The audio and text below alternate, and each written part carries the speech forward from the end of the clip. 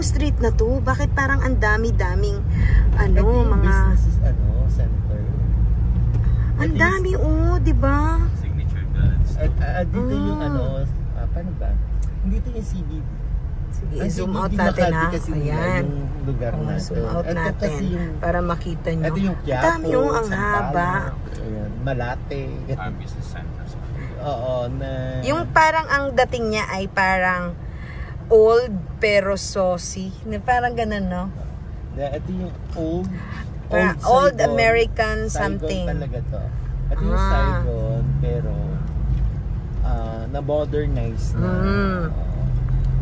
Pero they are trying to preserve pa rin yung history and culture dito. Ito yung lugar for backpackers. Yan. Ito talaga yan. Medyo masikip pero flowing naman yung di ba, no? Traffic na ang tawag nila sa ganito. Ito na yung traffic nila. Naiinis na sila pag ganyan. Samantalang sa atin, normal to, di ba? Basta gumagalaw. Pero dito yung pinakamarami na di ba yung motor? Ito lugar na to. Kasi kailangan natin dala niyo ba lahat ng passport nyo? Yeah. Nandito sa akin.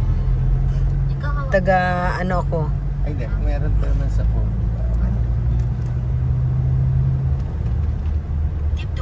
Kasi magbubuk tayo ng Monday. Mekong River tayo on Monday.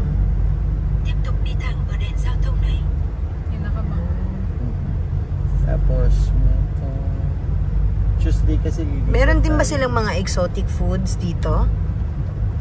May kasama na tayong isang exotic. So,